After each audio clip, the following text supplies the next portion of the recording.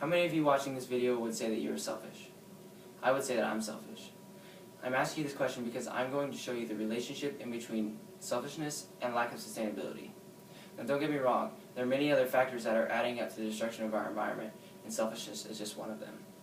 My topic and purpose is for you, my audience, to see my view of sustainability and what has shaped that view. I'm going to do that through my three main points, which are where I grew up, my first year of college, and where I work. My definition of sustainability is using the available resources in a smart and productive manner so that it does not affect the future generation's available resources.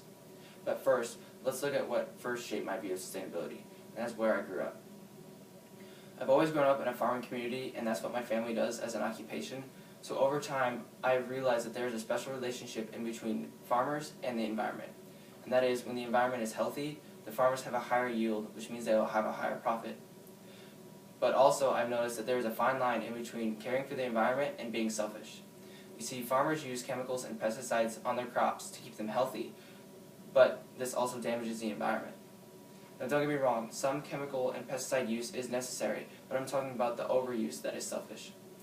Farmers also till their ground, which gets rid of the weeds in their fields, but it also contributes to soil loss and soil erosion. Now with that selfishness comes a lack of sustainability. How do farmers expect to keep their soil fertile if they keep damaging it by chemicals and pesticides and tilling the ground? Now let's talk about the second thing that shaped my view of sustainability, and that is my first year of college. During my first year of college, I took a class called Environmental Concerns that was taught by a professor named Buffany DeBoer.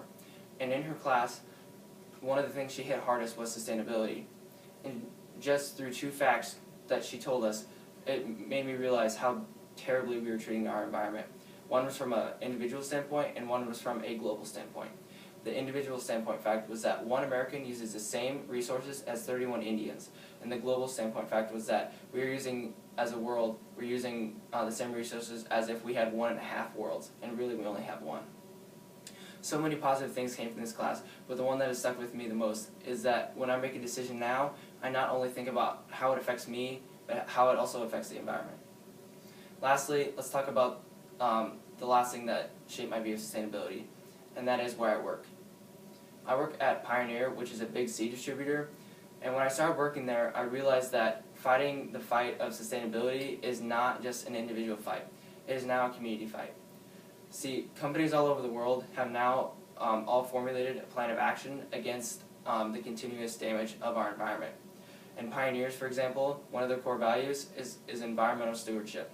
And this means that they aim to protect and strengthen the environment through their business activities. They've cut down on chemical use, they have preserved natural resources, and they recycled the seed that they would just normally throw away and burn. Today we have seen my view of sustainability and what has shaped my view of sustainability. And that is where I grew up, my first year of college, and where I work. In the end, the problem of being unsustainable can be solved, and one of the many answers is to stop being so selfish. We only have one planet. Do you think our kids will be able to see the planet we have now?